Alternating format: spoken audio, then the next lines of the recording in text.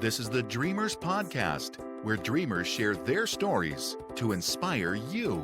Now, join host Joe Pardo as he interviews a dreamer who's living their dreams.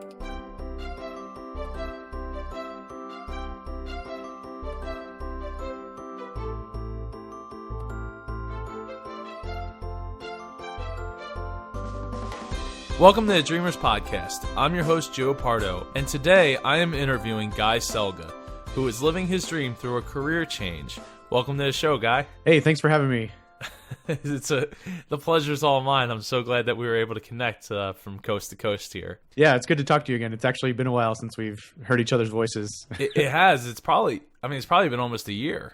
Yeah, except definitely. for that, I think that one time, I don't even know if you were on for that last time we got together, but let's start by giving the audience some background about yourself. Well, I currently work for touringplans.com, helping people plan their Disney vacations. But before that, I worked in the quality assurance industry for about 9 years. I started at Activision when I was 19 years old, actually. It was my second job. I worked at like Blockbuster Video for a year before that. And so I was always into video games. So I really wanted to work in the video game industry. And I was young and dumb enough to think that that would be a viable thing that I could keep running for a while. I worked at Activision for 5 years, got burnt out by the constant overtime at that company.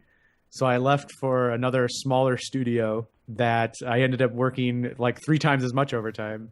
So then I went back to Activision after a year and stayed there for another couple years. And then at the end of that, I was fully burnt out of the video game industry. And I said, okay, this time I'm done for real. And so a recruiter actually contacted me to work at DirecTV. And I worked in their quality assurance department for about 2 years.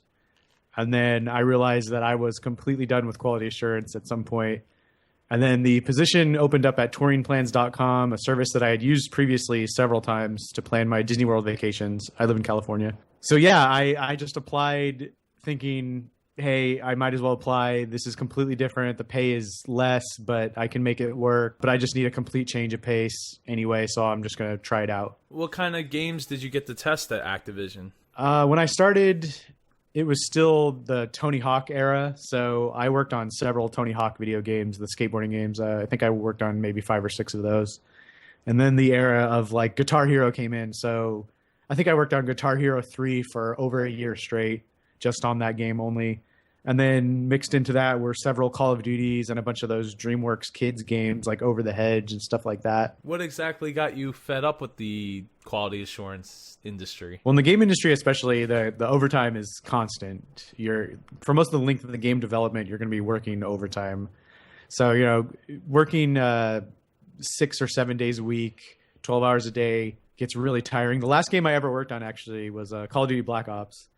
And for the last 6 months, we worked 6 days a week, 12 hours a day. And I worked on night shifts, so I worked 6 p.m. to 6 a.m. every day. So that was really killing me. And by the time it was done, I never wanted to see another Call of Duty game again, and I never wanted to test games again. And so far, so good. That was 2010, and so it's 2014 now. So I don't know. We'll see how long that lasts. Yeah, it's crazy to think that was that long ago. I mean, the last one I played was Modern Warfare 2. Yeah. So what would you say inspires you? Okay. So what inspires me now is different than what inspired me before. So with this current job, like it's kind of all on me. Yeah. Like I have a boss and I have coworkers and everything that I have to answer to, but I'm out here in California. I'm the only employee in California. So whatever work I need to do, it's on me. So basically, money inspires me to be honest with you. But just to set myself up for the future, to try to make this work long term. Because it's kind of a fun, silly little job it started out as. But I want to build it into something more and something meaningful that I can actually work a long time on and, retire someday. Because, in the game industry, in the position I was in, I worked with over 1,500 employees throughout my career. They would just come and go so much. So the fact that I even lasted as long as I did is unusual. And, I think the typical time, the length of time people spend in the game industry is 5 years. So I even beat that. But there's not a lot of areas to grow into. So what inspires me now is to try to make something of a passion, which is Disney and Disney parks and anything Disney related. Well, everybody that listens to this show knows my passion for Disney. That's how we met, actually. Yeah, exactly. Yeah. So how did your dream come about? Well, like I said, I was kind of fed up with my previous career, and I had this opportunity to kind of start over, and which it maybe isn't the smartest thing, because when when you have 9 years in a certain field, it's probably not smart to just throw it all away and go try something completely different. But I figured, like, I think I was 28 when I switched careers, so I figured I was still young enough to do it, and I could always probably go back somewhere in the game industry if I needed to. Well, that is a good safety net to be able to go back to where you came from if you had to. But I'm sure you didn't want to, the way you're talking about it. Yeah, I don't want to. I want to make this work. And, like I said, it's a passion. And what we do at Touring Plans, helping people plan their vacations and get the most out of their vacations and get the biggest bang for their buck, is really rewarding. And we get a lot of mail coming back to us saying how much we helped them. And that's a really, it's a really fulfilling thing to hear. Because, I think everyone's early Disney vacations were probably not the best. You maybe argued with your family or didn't get to do what you wanted to do. So, or maybe you blew your money on some crappy food that you didn't like, or some experience or something. So just to make sure that people don't make those same mistakes is pretty cool. Before we move on to the next question, where did your Disney passion come from? So my grandma and my mom, I was raised by my grandma, but my grandma and my mom were both really into the parks when I was growing up and when they were growing up. So when I think I was 3 years old, my mom took me for the first time, and I remember even though I was still very young, like I could tell I was hooked for life. Like, just something about the parks, just they were so endearing and like enchanting to me. And like, not even really the rides, just like the architecture, just real nerdy stuff. Yeah. And then just growing up where my mom and my grandma felt the same way about the parks that I did, they just passed that passion down to me. So yeah, and my mom would take me every week. And it's like most parents, they just take their kids to Disneyland or whatever because they feel like they have to, because it's a kid thing. But like, I think my mom went because she wanted to go, and it was like, okay, I guess I'll take my kid along. So yeah, I've been going quite a long time and loving it. And thanks mom, and thanks grandma. So how was your dream received by your family when you told them, hey, I'm quitting my whole career and I'm going to go do this thing where I walk around Disneyland all day, every day, take notes, and send it back to some guy out in the East Coast that lives in North Carolina? So, okay, I guess I'll start off with my mom, because she really didn't understand what I did at my old job anyway. I mean, she knew I tested games, and she kind of got the basic idea, but it's not a normal career, even testing games and testing satellite boxes like I did for a little bit. So she was kind of weird at first about it, but then I explained what it was and what the service did and how I had used it before. And she kind of warmed up to it, and she knew it was. And once I told her, like, oh, well, I can really put my passion to work and make some money out of it, I think she quickly turned around to kind of see that it was a good thing. Spouses are just always like, whatever makes you happy, dear. And that's kind of what my wife was like. I could see a little, she was a little worried because the money wasn't quite the same, but I kind of told her that eventually we could make it work, and yeah, we'd have to change some things, but it wouldn't be too bad. And plus I would be happier doing this instead. And so she was fine with it. Well, you can't put a price on happiness. Yeah, well, that too. And like, working from home is amazing, which is what I do. I don't have an office to go to. I mean, I guess Disneyland is my office, but my base of operations is my house. And that is like, I don't know. I hear some people talk about how working from home isn't all that great, but that's not true. That it is awesome. Well, that's something I've been finding out. Yeah. So what steps did you take to get started?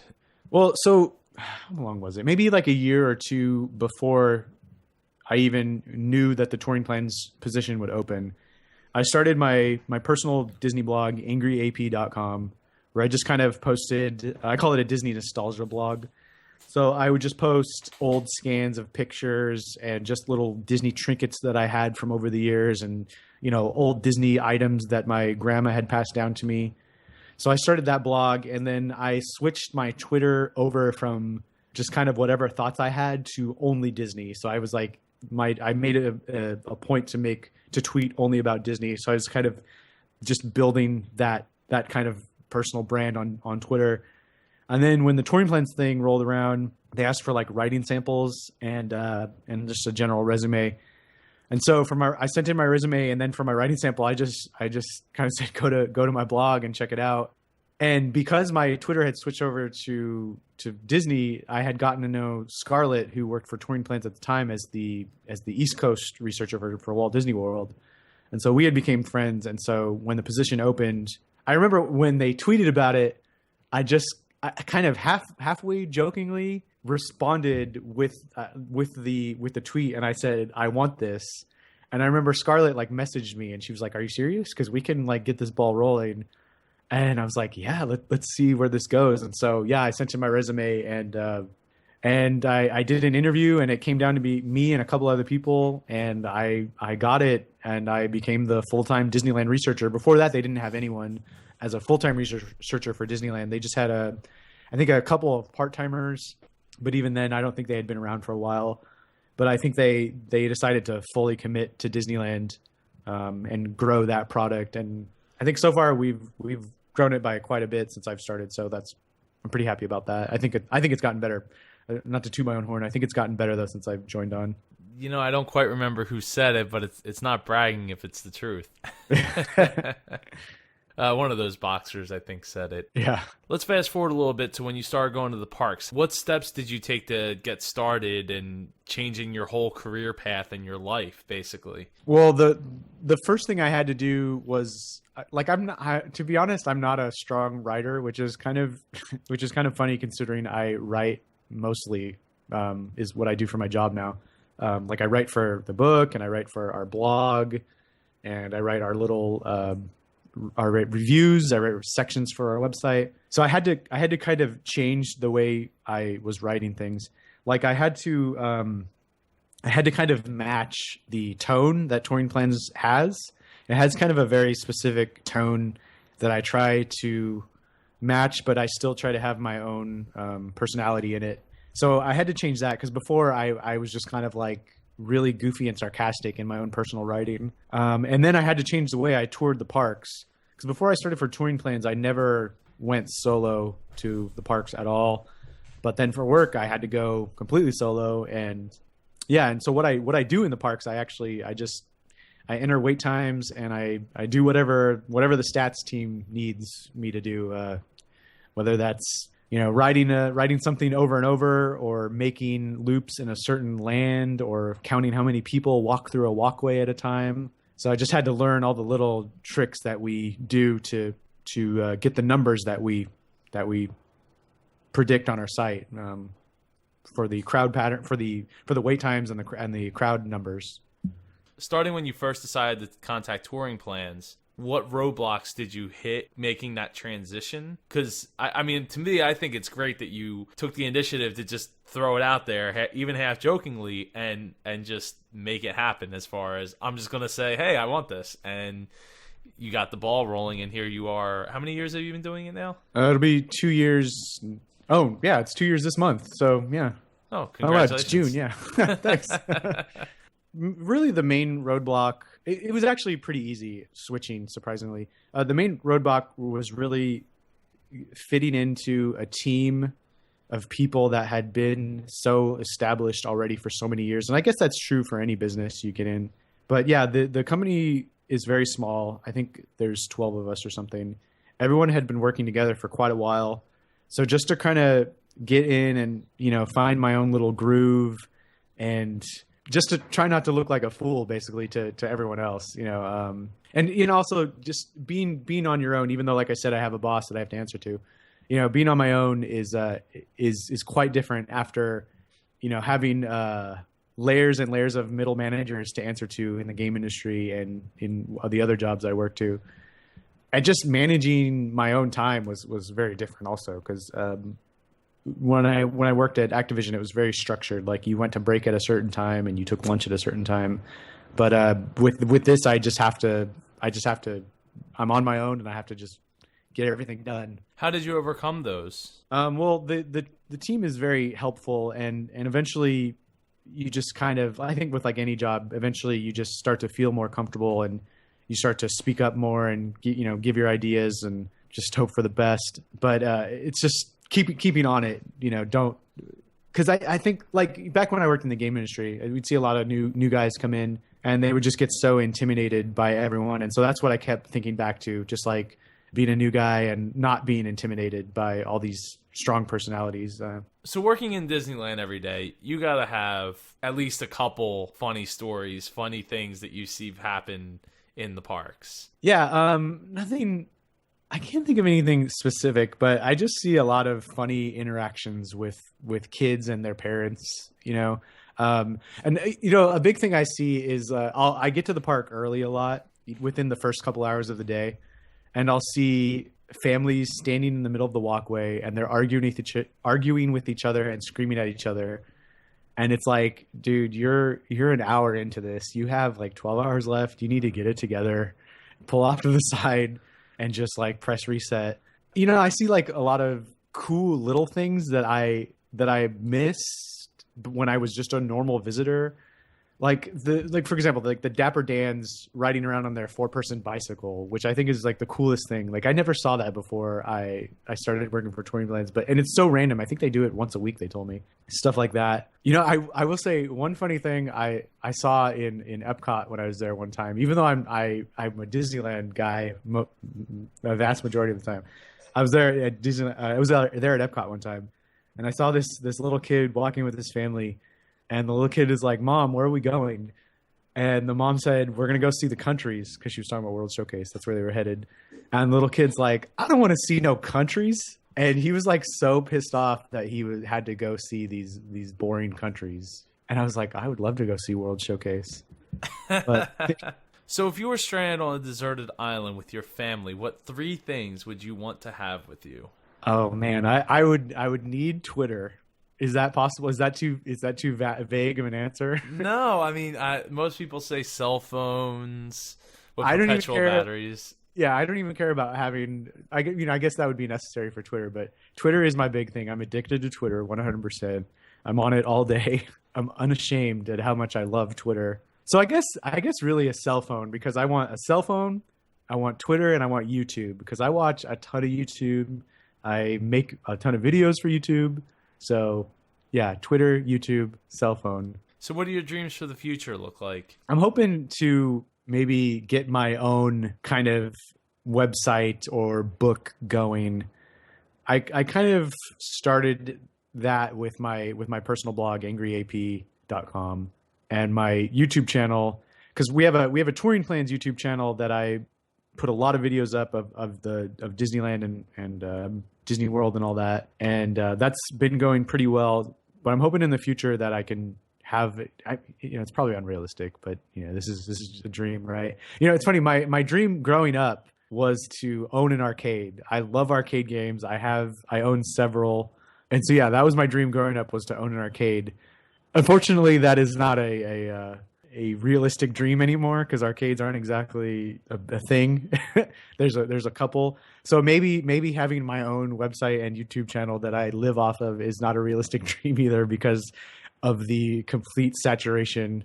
And who knows, the way online advertising is, that might not be a sustainable thing either in the future. But yeah, that's my dream, is to be my own thing. Well, it's not that hard to believe. I mean, plenty of people do it every single day, man. Yeah. And I mean, you already showed that you have the drive to, or stupidity, depending who you ask, to jump out of one industry that you've done for 7 years, where at that point, you're probably only a couple years away from being, a master of what you do. Being considered a master. I mean, in your own mind, you probably were really good at what you did, but I'm saying in the industry wise, 10 to 15 years, I mean, that's like mastering it. Yeah. And people ask me all the time if I ever get sick of Disneyland, and I looked yesterday actually On the Disneyland annual pass holder website, it has the counter for how many times you've visited. And my counter is at 909. So I have visited 909 times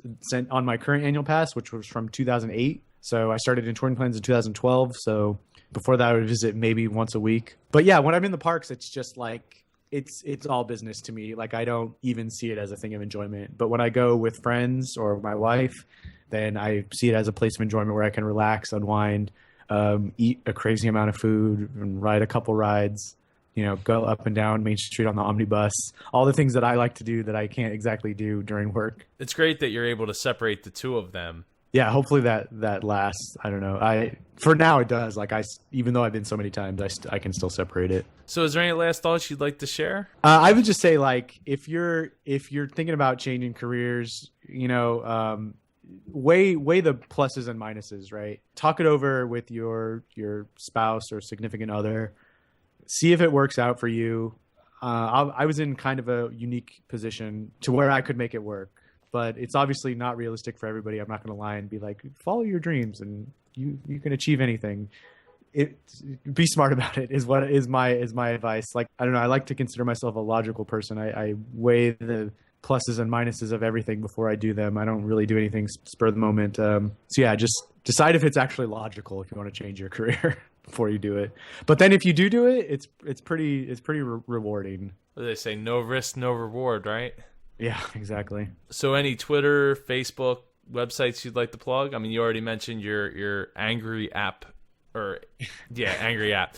Your Angry your angryap.com website. Yeah, it's my blog, my Disney blog. I guess I'll plug my YouTube page, youtube.com/gselga, and my Twitter @Guy Selga, GUYSELGA. I tweet on there all day. Most of the time I'm in the parks tweeting about, I don't know, whatever I tweet about. I think today I was talking about probably the omnibus. I tweet about the omnibus a lot. It's my favorite Disneyland attraction. Or food. I tweet a lot about food, Disney food and non-Disney food. Now, being in the parks every day, have you found that you have gained any weight from eating all that food? Well, so it's hard to tell because I walk so many miles a day. Like, I walk between 10 and 18 miles a day. So I think that offsets any bad food I eat. And, I don't really eat that poorly. Like, I eat a lot of salad and a lot of, I don't eat the really bad stuff. Like, I'm not slamming Monte Cristos in my face or like double bacon cheeseburgers in my face every day or anything. So I try to keep it in check a little bit. But man, it's tough because when you walk by a churro cart and you get like that whiff of smell, it's like intoxicating sometimes. Yeah, it'd be easy to fall into that trap. Yeah. I know I would. Yeah, luckily I don't like turkey legs, or I'd have a problem with that too, because that's all you smell on most of the parts of the park. Well, if that was the case, I'd hope that you'd have good health insurance through Touring Plans. Yeah. Well, thank you so much for coming on the show, Guy. I really appreciate it. Yeah, thanks for having me on. This was a lot of fun. Yeah, I'd like to have you on again at some point, maybe in 6 months, a year, and follow up and see how you're making out. Yeah, awesome. Hopefully you didn't fall back into the trap of quality assurance at that point. Well, I mean, if I did, I guess I could talk about the transition going back in. Yeah, definitely. Well, let's hope that you don't. Yeah, fingers crossed. Well, take care. All right, thanks a lot. Thank you for joining us for this episode of the Dreamers Podcast. Follow us on Twitter @Dreamers Podcast. Join us on Facebook at facebook.com/Dreamers Podcast. If you or someone you know would like to be a guest on the Dreamers Podcast, please send an email to j@jpar.co. This podcast is copyright 2014 by jpar.co.